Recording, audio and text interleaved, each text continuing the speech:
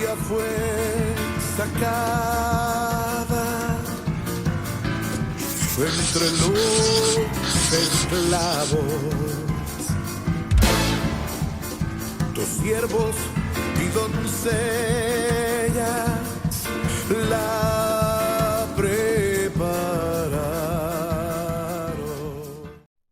Amados, que el Señor les bendiga.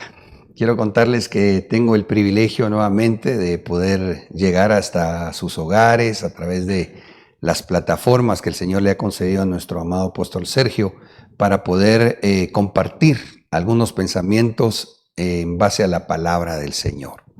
De tal manera que le agradecería mucho que pudiéramos hacer una oración y así mi vida venga a ser útil en las manos del Señor y todos seamos esa buena tierra para que la semilla que hoy se pueda sembrar dé fruto para la gloria del Señor al 100%.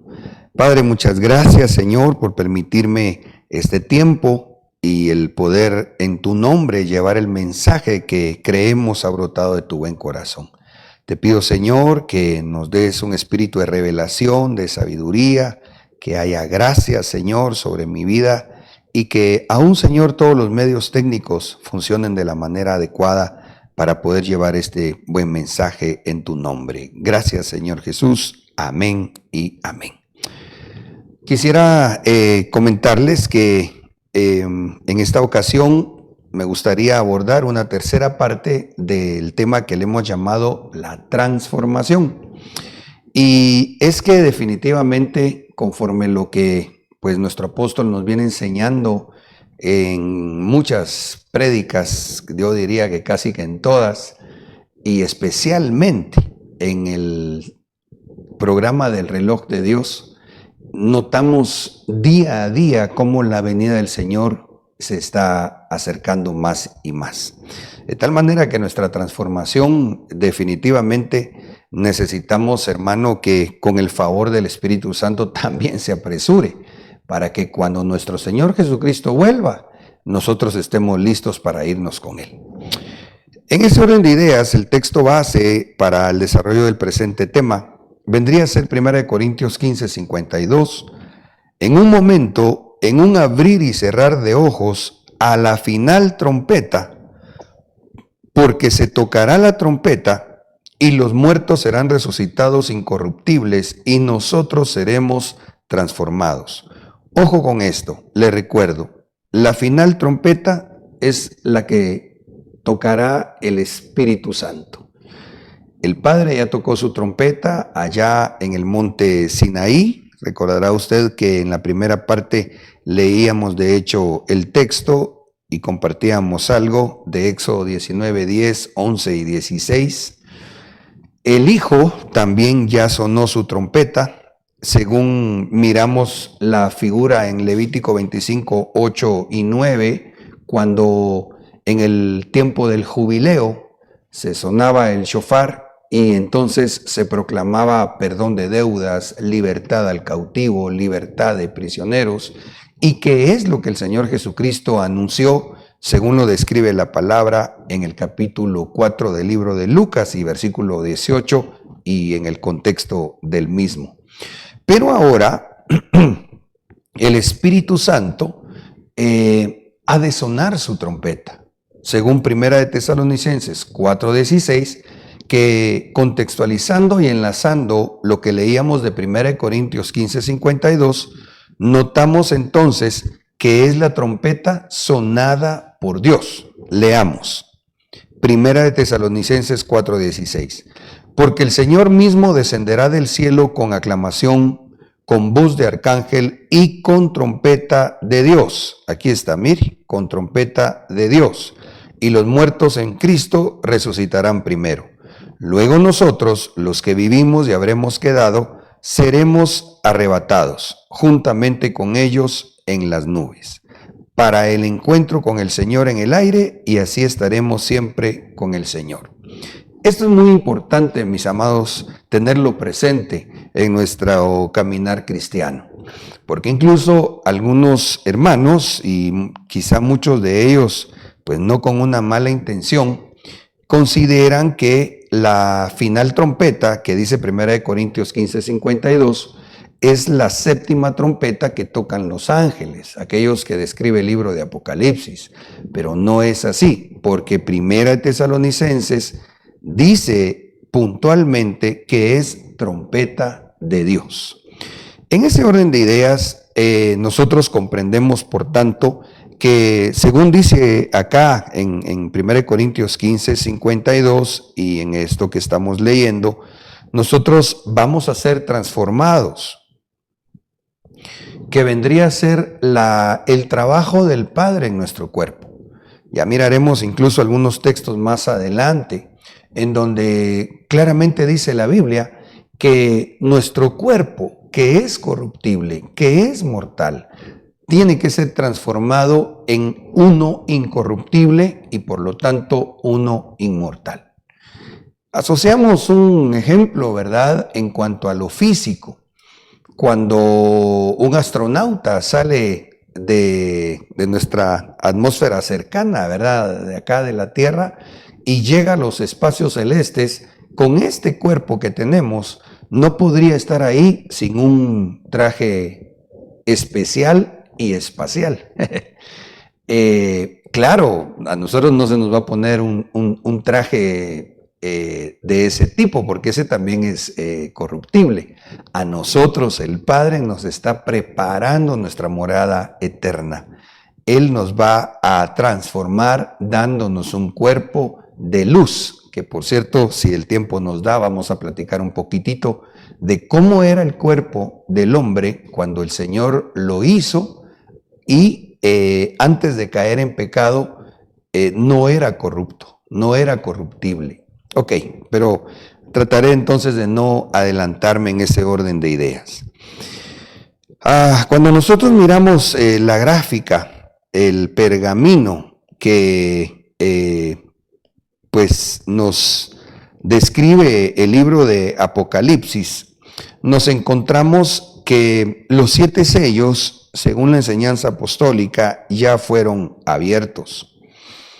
Y que de estos sellos ya miramos la manifestación de los juicios que implica la apertura y la manifestación de los por lo menos 5 sellos.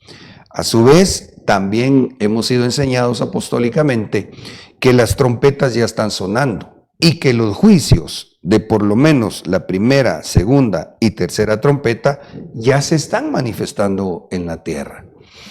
Pero nosotros, primero Dios, si llegamos a rendirnos delante del Espíritu Santo y nuestra alma es transformada, entonces vamos a ser de aquellos que oigan la trompeta tocada por el Espíritu Santo para irnos en el arrebatamiento.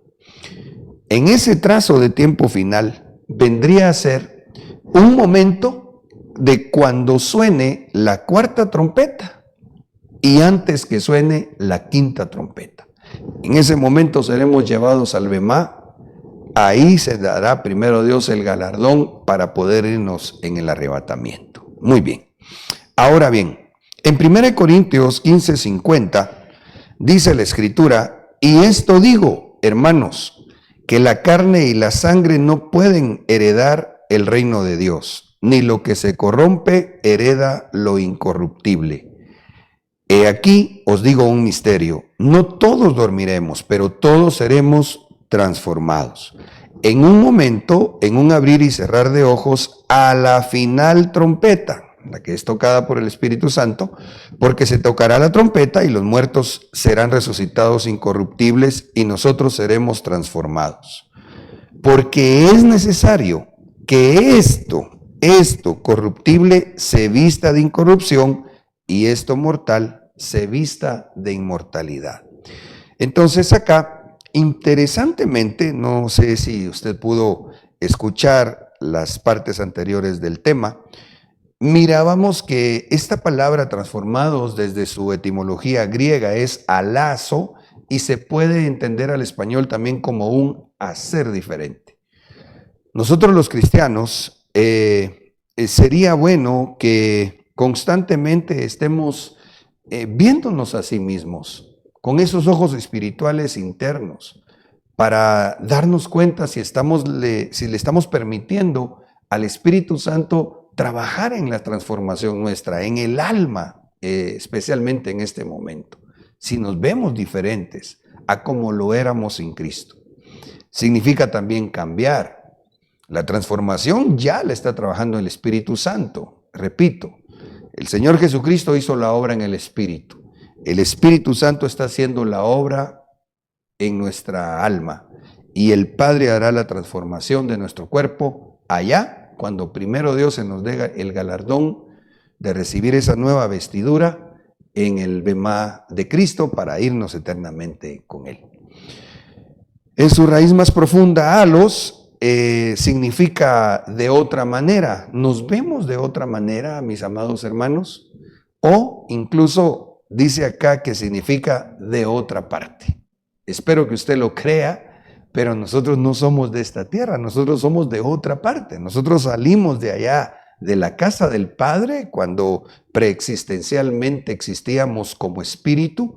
Él nos dio el privilegio de venir a tomar cuerpo para que entonces acá conociéramos y ratificáramos que Jesús es el Señor y nuestro Señor, y entonces el trabajo de Dios en nosotros sigue haciéndose para regresar ya transformados de vuelta allá con el Padre Eterno. Ahora, en 2 Corintios 3:18 mirábamos también, pero nosotros todos con el rostro descubierto, contemplando como en un espejo la gloria del Señor, estamos siendo transformados. Mire usted acá, estamos siendo transformados en la misma imagen de gloria en gloria como por el Señor el Espíritu. ¿Ya ve? Aquí se sustenta lo que hemos estado conversando en esta parte introductoria del tema. Y en ese sentido, yo quisiera recordar también que estamos nosotros siendo transformados porque hay un prototipo, hay un modelo que es el Señor Jesucristo, quien es la manifestación de la gloria del Señor. La base bíblica está en Hebreos 1:3. El Hijo es el resplandor de la gloria de Dios, la fiel imagen de lo que Él es. De tal manera que en este tema hemos venido platicando que esto nos marcaría como una ruta, si le puedo llamar así, de la transformación. Primeramente conversamos lo que representa ese pero nosotros todos, los cristianos que estamos buscando ser transformados. Segundo, tenemos que tener el rostro descubierto. Hay cosas que cubren el rostro. Por ejemplo, la vergüenza. Cuando una persona tiene su rostro cubierto, conforme los textos bíblicos que platicamos, está reteniendo la transformación. Pero ahora miramos acá que lo tercero vendría a ser contemplar como en un espejo la gloria del Señor. La gloria del Señor es el Hijo, según Hebreos 1:3. Y Él es el modelo que nosotros, a través del espejo de la palabra, podemos ver por la fe y comparar cómo estamos permitiendo que el Espíritu Santo obra en nosotros para ir siendo hechos conforme a la semejanza del Hijo. Esto es lo que nos dice Romanos 8:28 y 29. Y sabemos que para los que aman a Dios, todas las cosas cooperan para bien, esto es, para los que son llamados conforme a su propósito. ¿Cuál es el propósito? Porque a los que de antemano conoció, también los predestinó a ser hechos conforme a la imagen de su Hijo. Ese es el propósito, según este texto y contexto, para que Él sea el primogénito entre muchos hermanos. Entonces, vuelvo a la carga en esto, porque entonces le decía que se marcan etapas en el proceso de nuestra transformación. Nosotros todos, nosotros los cristianos, el cuerpo de Cristo, debemos procurar esa unidad en el Espíritu, en la única y verdadera fe. Bueno, de eso ya platicamos. Con el rostro descubierto. Contemplando como en un espejo la gloria del Señor, es en este punto en donde hoy especialmente nos detendremos en los restantes minutos que tengo para que, si Dios lo permite, pues posteriormente platiquemos un poco de cómo se va trabajando la etapa, digamos, final en nosotros, aunque no necesariamente un trabajo de estos excluye al otro. El Espíritu Santo va obrando en nosotros todas estas cosas, diría yo, simultáneamente por la fe. Ok, esto a nosotros nos permite que vayamos declinando delante del Señor a lo que nosotros somos en nuestra naturaleza pecadora, carnal, terrenal, mortal. De tal manera que ya hecha esa labor del Espíritu Santo, entonces vamos a ser llevados a esa fiesta gloriosa de las bodas del Cordero. Hicimos una infografía para tratar de que se visualice con mayor facilidad lo que estamos conversando. El propósito de la transformación entonces viene a ser el que podamos llegar a ser hechos conforme a la imagen de Cristo. En esa ruta que nosotros mirábamos allá en 2 Corintios 3:18, nos encontramos que lo primero es buscar la unidad. Luego que nosotros podamos descubrirnos el rostro. Lo que la Biblia dice que representa tener el rostro cubierto, mencionábamos. Luego vendría el poder ver en el espejo de la palabra cómo es el Señor.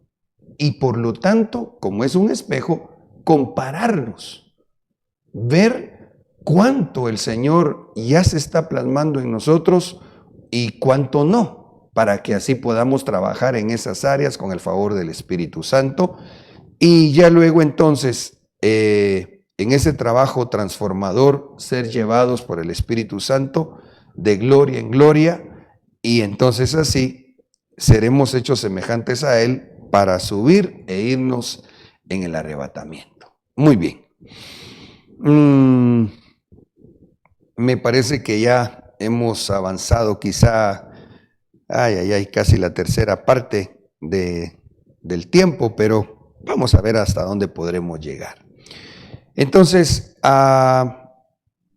miremos de qué se trata esto de contemplar como en un espejo la gloria del Señor.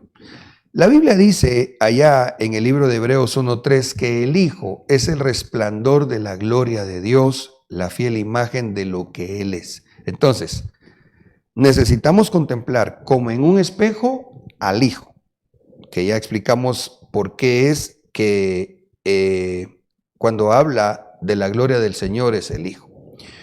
Pero el Hijo, dice Juan 14:6, dijo así: yo soy la verdad. Entonces, en el espejo debemos contemplar al Hijo, pero el Hijo dijo que Él es la verdad.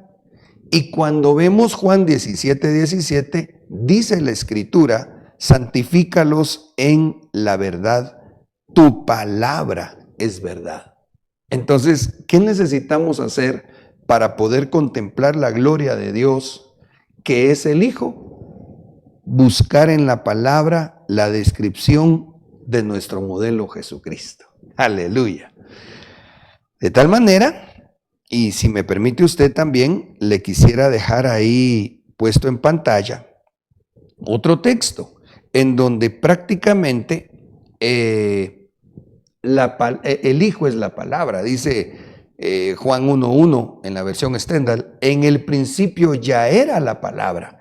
Bien lindo que estos hermanos acuciosamente anotaron de hecho palabra con P mayúscula, porque se están refiriendo a Cristo, a la persona que es el Hijo, que es la palabra. En el principio ya era la palabra, y aquel que es la palabra era con el Dios, y la palabra era Dios. Entonces, cuando dice la Escritura que debemos contemplar en un espejo la gloria del Señor, es que en la palabra nosotros podemos ver cómo es el Hijo. Y entonces así mirar la descripción de Él, y en ese espejo mirarnos nosotros. De tal manera que podamos decir, gracias Señor, tú estás obrando en mi Espíritu Santo, en esto ya me estoy pareciendo al Hijo, pero en todas estas cosas todavía no. Ok. Por otro lado, yo quisiera hacer referencia también a Juan 1:4. Recuérdese usted que el Hijo es la palabra, que el Hijo es la vida, que el Hijo es la luz. Él dijo así, yo soy el camino, la verdad y la vida. Él dijo también, yo soy la luz. ¿Por qué le digo esto? Porque como lo que queremos recuperar es aquella naturaleza que el primer Adán perdió. Hablo del de Génesis 2, cuando por el pecado cayó de la gracia. Pero antes de caer de la gracia de Dios, si puedo decirlo de esta forma, en sus venas no corría sangre. Lo que en él había era luz, según lo vamos a ver aquí. Juan 1:4. En él estaba la vida, y la vida era la luz de los hombres. ¿Quién es la vida? Cristo. En Levítico 17:11 dice, porque la vida de la carne está en la sangre. Esto es ya cuando el hombre cayó, para que tuviera caducidad su vida, si me permite decirlo de esta forma, Dios le puso sangre. Por eso es que dice la Escritura también que carne y sangre no heredan. Nosotros necesitamos la transformación de nuestro ser integral para poder recuperar. Jesús dijo, Él vino a buscar lo que se había perdido. Nosotros necesitamos recuperar lo que se perdió. Y dentro de las cosas que se perdió es que los hombres tenían luz o eran entes de luz antes de caer en el pecado. En Mateo 5:14 dice, vosotros sois la luz del mundo. Recuérdese, Él es luz, nosotros debemos ser luz. Una ciudad situada sobre un monte no se puede ocultar, ni se enciende una lámpara y se pone debajo de un almud, sino sobre el candelero y alumbra a todos los que están en casa. En este orden de ideas tendríamos que considerar, mis amados hermanos, cuánto estamos alumbrando, cuánto se está dejando ver a Cristo en nosotros. Él es la luz, pero aquí dice que ya nosotros somos luz porque Él entró en nosotros. Sin embargo, la forma como podemos nosotros ir constatando y ver si estamos alumbrando se describe en el verso 16, porque dice así la palabra, así brille vuestra luz delante de los hombres, para que vean vuestras buenas acciones y glorifiquen a vuestro Padre que está en los cielos. Muy bien, mirémonos en el espejo de la palabra. ¿Cuánto estamos haciendo de estas buenas acciones? Porque las buenas acciones dejan ver la luz de Dios. Y la luz es Cristo. Nosotros no podemos ser cristianos que pasen desapercibidos, no porque estemos buscando anunciarnos o publicitarnos a nosotros mismos, no, sino que haciendo la obra del Señor, haciendo buenas acciones, es como nosotros vamos a dejar ver a Cristo en nosotros. ¿Se da usted cuenta? Entonces, le animaría en esta hora, en el nombre del Señor, que si usted no es parte incluso de esa milicia sagrada en la iglesia donde usted se congrega, pues pida que le den un privilegio. Y no solamente para servir, aunque primeramente en la iglesia, sino que también usted alumbre fuera de la iglesia. De tal manera que así usted va a ir siendo transformado, siendo hecho conforme a la imagen y semejanza de Cristo Jesús. Aleluya. Bueno, cuando miramos el libro de Santiago 1:23, dice, porque si alguno es oidor de la palabra y no hacedor, es semejante a un hombre que mira su rostro natural en un espejo. ¿Ya ve? El que no pone en práctica la palabra, por gusto tiene el espejo. Porque entonces mira la palabra, mira el modelo, pero si no la lleva a la práctica, Entonces, aunque mire el modelo, el que se va a seguir viendo es él. Dice el verso 24, te ves a ti mismo, luego te alejas y te olvidas cómo eres. Pero si miras atentamente a la ley perfecta que te hace libre y si la pones en práctica y no olvidas lo que escuchaste, entonces Dios te bendecirá por tu obediencia. Permítame parafrasear esto en base a lo que estamos conversando. La bendición de Dios va a ser nuestra transformación. Y eso es glorioso, hermano. Porque qué lindo es cuando alguien le dice a un hijo de Dios, de verdad que en usted algo pasó, se mira algo diferente, usted ya no es el mismo. Y qué maravilloso cuando entonces ese hijo de Dios contesta, gracias a Dios, el Señor está obrando en mi vida, porque ya no soy yo, sino Cristo obrando en mí. Ahora, volvamos a Juan capítulo 17 y versículo 17. Santifícalos en la verdad. Tu palabra es verdad. Muy bien.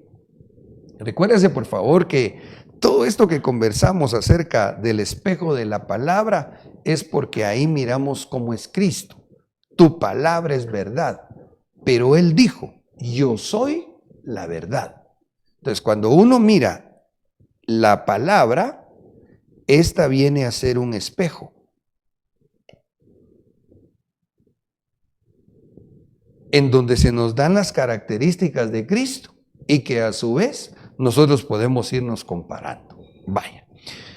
Miremos, por tanto, algunos textos en donde vamos a ver cómo es que nosotros estamos viendo la verdad que es Cristo, la palabra. Génesis 18:13, y el Señor dijo a Abraham, ¿por qué se rió Sara diciendo, concebiré en verdad siendo yo tan vieja? Mire, qué tremendo. ¿Concebiré en verdad? Dijo ella, siendo yo tan vieja. Hermano, si la verdad está en nosotros, créame, no importa a qué edad fuimos alcanzados por el Señor, o no es lo que más importa, mejor dicho, ni tampoco cuántos años nos puedan quedar por delante. Lo importante es que nos pongamos delante del Señor para que Él haga su obra en nosotros. Alguien puede estar pensando, hermano, como Sara, pero si ya estoy viejo, ya, mire usted que según la Biblia, la edad del hombre es de 70 años, 80 los más robustos, y ya tengo quizás, pueda pensar alguien, 85. Pues biológicamente, si esto es así, quiero decirle que hay una promesa en el libro de Joel 2:25, y os restituiré los años que comió la oruga, la langosta, el pulgón y el revoltón, mi grande ejército que envié contra vosotros. Entonces aquí hay una promesa, amado hermano. ¿Por qué? Porque este es el trabajo de Dios, Espíritu Santo en nosotros. La oruga, refiriéndose a aquellos años cuando éramos niños. La langosta, refiriéndose a aquellos años, en figura acá el enemigo de nuestras almas atacando en las distintas etapas de la vida del hombre. Quizá tú sientes que perdiste años rindiéndote ante el enemigo, puesto que cuando estábamos en tinieblas, él se enseñoreaba de nosotros. Tal vez hasta tu adolescencia. O quizá en la edad adulta, algunos fuimos alcanzados por el Señor, incluso ya con esposa, ya con hijos. Y cuando algunos empezamos en el Evangelio, yo por lo menos les he de decir a usted que me causó un pesar ver cómo aquellos años de mi vida sin Cristo ciertamente estaban perdidos. Y decía yo, Padre, ¿por qué no me alcanzaste antes? Pero cuando el Señor me hizo entender este versículo, que Él restituye los años, le creí y le sigo creyendo en el nombre de Cristo Jesús. Porque el Señor está obrando en mí y Él me ha restaurado esas etapas de mi vida, no solo en cuanto a la purificación, de mi alma, de mi conciencia, sino incluso, hermano, el tiempo es el que nos hace falta y bueno, me gustaría ubicarme en cuánto tiempo tengo todavía, porque es hermoso el Evangelio. Es hermoso vivir experiencias que solo Dios te las puede hacer vivir para restaurarte años, que incluso acá no se excluye tampoco la vejez. Aquí vendría a ser, permítame, esto sería la adolescencia, esto vendría a ser la edad adulta y esto vendría a ser la vejez. Yo no sé en qué etapa tú estás biológicamente hablando, pero lo que sí sé es que si le creemos a la verdad, no tenemos por qué reírnos como le dio risa a Sara. Si es Dios el que le estaba hablando, era Dios el que estaba dando la promesa, con todo respeto a Sara, pero nosotros en Cristo Jesús sabemos que todas las promesas son sí y amén. Ok. En tercera de Juan 1:4 dice, no tengo mayor gozo que este, oír que mis hijos andan en la verdad. Recuérdese que estamos viendo lo relacionado con la verdad porque Cristo es la verdad y la verdad es la palabra. Y en el espejo de la palabra es que entonces vamos a ver cómo es Cristo. Cristo es verdad, Cristo es veraz. Basándome en este texto, deberíamos considerar lo siguiente, creo. ¿Será que podemos nosotros decir que andamos caminando verazmente? ¿Hemos dejado de ser mentirosos? ¿Hemos dejado de ser engañadores? Porque entonces ahorita se nos pone el espejo de la palabra, el espejo de la verdad, lo que nos habla de quién y cómo es Cristo. Cristo es verdad. No tengo mayor gozo que este, oír que mis hijos andan en la verdad. ¿Andamos en la verdad?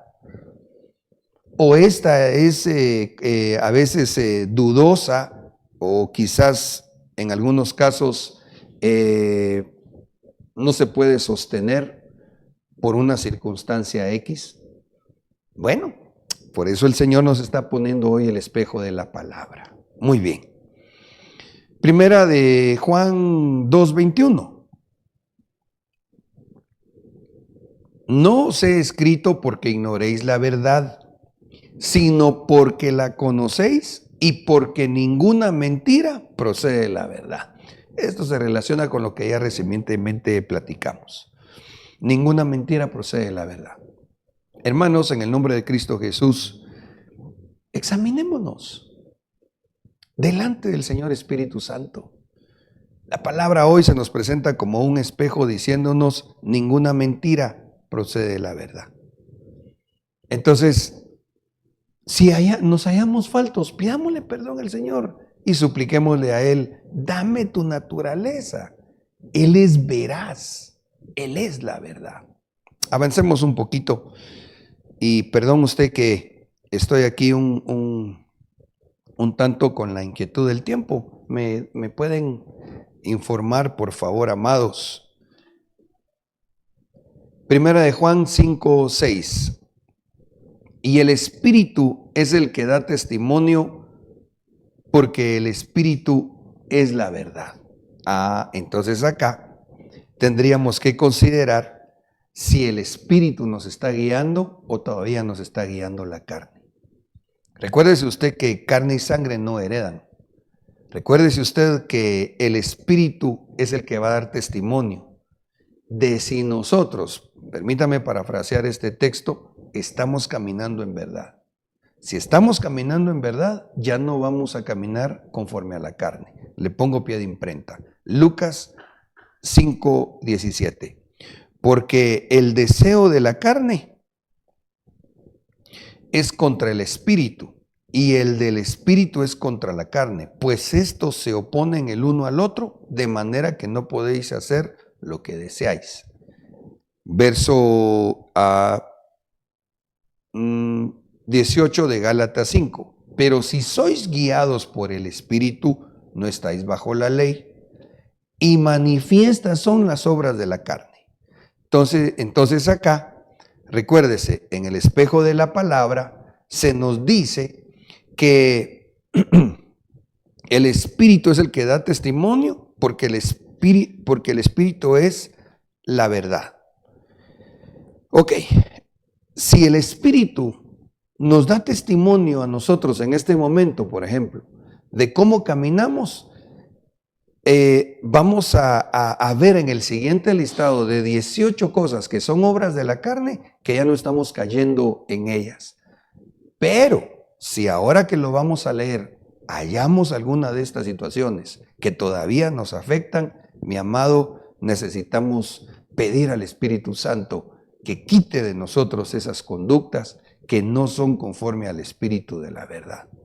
Dice, verso 19 de Gálatas 5, y manifiestas son las obras de la carne: adulterio, fornicación, inmundicia, lascivia, idolatría, hechicerías, enemistades, pleitos, celos, iras, contiendas, disensiones, herejías, envidias, homicidios, borracheras, orgías y cosas semejantes a estas. Por causa del tiempo, no ahondaremos un poco más en lo que representa cada una de estas. Sin embargo, pues sería lindo, si usted quisiera y lo puede hacer en casa, ir a ver cada una de estas palabras de lo que representa.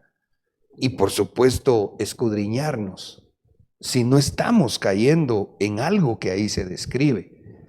Si hallamos que en una de estas cosas estamos caminando, no estamos caminando conforme al Espíritu, sino conforme a la carne. Y eso está reteniendo la transformación que Dios quiere hacer en nosotros en este tiempo. Dice, acerca de las cuales os amonesto, como ya os lo he dicho antes, que los que practican tales cosas no heredan el reino de Dios. Ay, Padre Santo, diría yo, sumado a esto, que tampoco van a poder participar de la fiesta de las bodas del Cordero, porque ahí tenemos que llegar ya transformados, hechos perfectos por la obra del Señor en nosotros. Avancemos. Gálatas 2:20. Con Cristo he sido crucificado, y ya no soy yo el que vive, sino que Cristo vive en mí. Y la vida que ahora vivo en la carne, la vivo por fe en el Hijo de Dios, el cual me amó y se entregó a sí mismo por mí. Entonces, ¿qué necesitamos hacer? Crucificar por la fe nuestra carne en Cristo Jesús. Hallamos una obra de la carne, hoy mismo oremos al Señor. Digámosle, Señor, por favor, tú, incluso hay un texto, hermano, que se oye tan fuerte en la palabra, dice la Biblia, que el Señor Jesucristo se hizo maldición por nosotros, porque en Él cayó toda esa descarga como consecuencia del pecado. Oh, Señor Jesús, gracias. No sé si usted se conmueve, pero a mí recordar el sacrificio de mi Señor de verdad que me conmueve y me lleva a decir, Padre, ayúdame. Cuando encuentro en mi carne alguna cosa que sé que a mi Señor no le agrada, yo digo, Señor, por la fe, ayúdame para que esto quede crucificado en Cristo Jesús, de tal manera que ya mi conducta no sea carnal, sino que venga a ser guiada por el Espíritu Santo y por lo tanto yo pueda considerar verme en el espejo de la palabra y darme cuenta si el Señor se está dejando ver a través de mi vida. Primera de Juan 3:18 dice así: queridos hijos, que nuestro amor no quede solo en palabras, mostremos la verdad por medio de nuestras acciones. Mire qué lindo esto. Nuestras acciones van a reflejar la verdad. Nuestras acciones van a reflejar si el espejo de la palabra nos está llevando a cambiar conductas carnales. puesto que en obediencia a la verdad, dice 1 de Pedro 1:22, habéis purificado vuestras almas para un amor sincero de hermanos. Amaos unos a otros entrañablemente de corazón puro. Entonces aquí nuevamente podemos ver en el espejo de la palabra cómo vamos. ¿Cómo vamos en el espejo de la palabra? Número 1, hay que ver si estamos buscando la purificación de nuestra alma.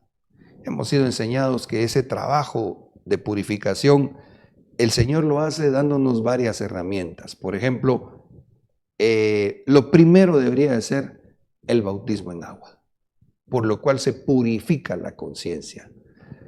Lo otro vendría a ser a través de una administración del sacerdote que nos pastorea con el rociamiento por la fe de la sangre de Cristo. Otra herramienta viene a ser la administración, que usted puede solicitar a su pastor o si ya hay gente delegada en su iglesia para que lleve su situación delante del Señor y entonces eso, en el nombre del Señor, le permita que sus vestiduras sean lavadas. Otro recurso que el Señor nos ha dejado es la Santa Cena. El presentarnos ante el tribunal del Espíritu Santo con sencillez y humildad, reconocer qué cosa no está bien y por el poder del cuerpo y la sangre de Cristo, el pan y el vino por la fe ministrados, nosotros alcancemos esa purificación. Pero aquí hay otra cosa muy importante, porque entonces dice que lo que va a reflejar que la conciencia se ha purificado es la manifestación de un amor sincero entre hermanos. A veces es triste, hermano, que se saluda y hasta nos decimos, hermano, que Dios le bendiga, que le vaya bien o cualquier otra cosa, y hay falsedad. No hay un verdadero amor entre hijos de Dios. Si la conciencia se está purificando, se manifiesta en un amor sincero de hermanos, que se aman entrañablemente, según lo dice acá, por supuesto, con un corazón puro, no con un corazón buscando o siendo guiado por una mala intención. Ay, Señor, bueno, permítame ver hasta dónde podemos ir avanzando. Miremos otro texto, 1 de Juan 2:4. El que dice, yo he llegado a conocerle y no guarda sus mandamientos, es un mentiroso y la verdad no está en él. Volvemos al punto, ¿verdad? Estamos viéndonos en el espejo de la palabra que es la verdad y la verdad es Cristo. Entonces acá, según 1 de Juan 2:4, si eso es así, estamos obedeciendo los mandamientos.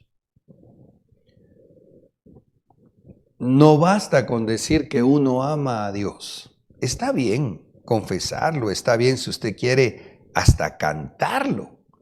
Pero hermano, si lo cantamos o lo decimos, pero no vivimos obedeciendo los mandamientos del Señor, entonces ahí no hay verdad en nosotros, según este versículo.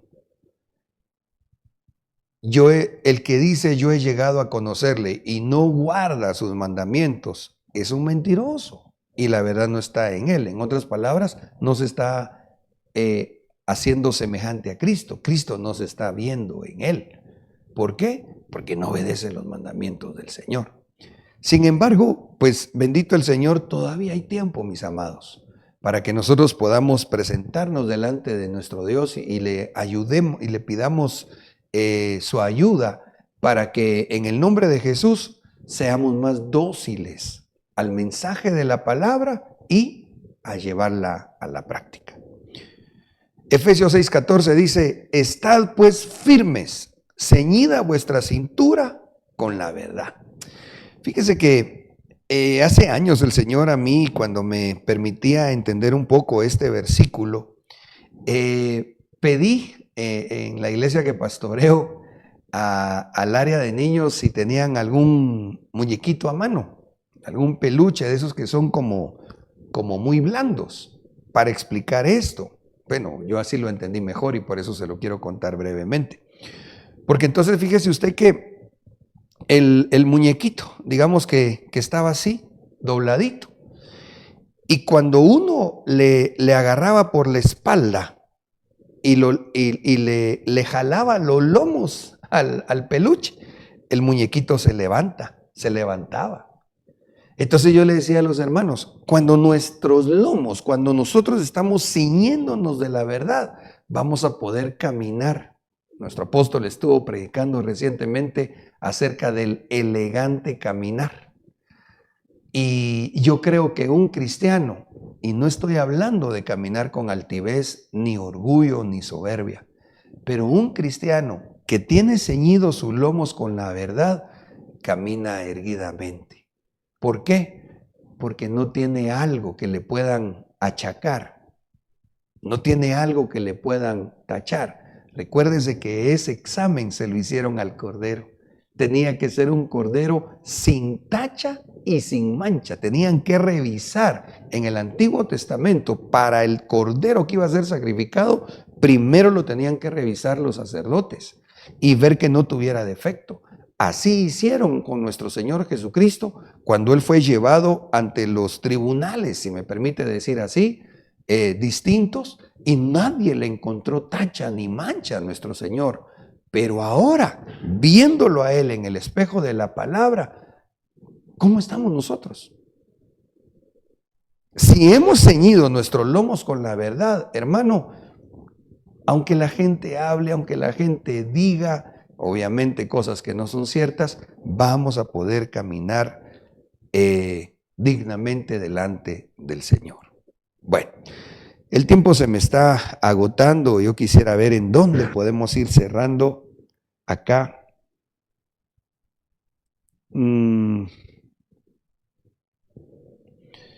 Romanos 8:17. Y si hijos, también herederos, herederos de Dios y coherederos con Cristo, si en verdad padecemos con Él, a fin de que también seamos glorificados con Él. Mire, que es parte de la verdad, padecer. El Evangelio es precioso, es glorioso, pero no excluye los sufrimientos. De hecho, dice la palabra que por muchas tribulaciones es necesario que pasemos para poder entrar en el reino. Así que en el nombre de Jesús, si usted está pasando algún momento difícil de afrontar, gócese. Así dice la Biblia, que nos debemos gozar en las tribulaciones. ¿A fin de qué? De que seamos glorificados con Él. Verso 10 de Filipenses 3. Y conocerle a Él el poder de su resurrección y participación de sus padecimientos, llegando a ser como Él en su muerte, a fin de llegar a la resurrección de entre los muertos. ¿Para qué sirven los padecimientos? ¿Para qué sirven los sufrimientos que Dios permite en la vida del cristiano? Tiene varios propósitos. A veces quebrantar nuestros corazones duros, a veces ablandar el oído, que el Señor, hermano, muchas veces quiere que nosotros tengamos más sensible a su voz. Por eso dice, la llevaré al desierto y hablaré a su corazón. Bueno, el tiempo, mi amado, creo que ya se me ha casi agotado. Yo cierro con este versículo y si me permite usted, con una oración. 2 Corintios 5, 2 y 3 dice, pues en verdad en esta morada gemimos, aleluya, anhelando ser vestidos con nuestra habitación celestial. Una vez vestidos no seremos hallados desnudos. Esta es la transformación final, mire. En esta morada que es corruptible, en esta morada que es mortal, nosotros estamos gimiendo, nosotros estamos pidiendo, Señor, transfórmame. Señor, hazme conforme a tu semejanza. Y así, cuando seamos vestidos allá en los cielos, ya no seremos nunca más hallados desnudos. Amén. Permítame orar. Padre, muchas gracias, Señor, por lo que hoy nos has permitido recibir de tu palabra. En el nombre de Jesús, yo te suplico que tú, Santo Espíritu, selles en nosotros lo que viene de ti y nos ayudes para que podamos ser hechos conforme a tu imagen y semejanza. Conforme, Señor, a esta delegación bajo mi apóstol, Señor, que he recibido, yo te suplico que sean bendecidos mis hermanos donde se encuentren y que nos ayudes a todos, Señor, para que podamos cada día ser hechos más y más semejantes a ti. En el nombre de Jesús, gracias, Señor. Amén y amén. Que el Señor les bendiga. Tu novia fue sacada entre los esclavos, tus siervos y doncellas, la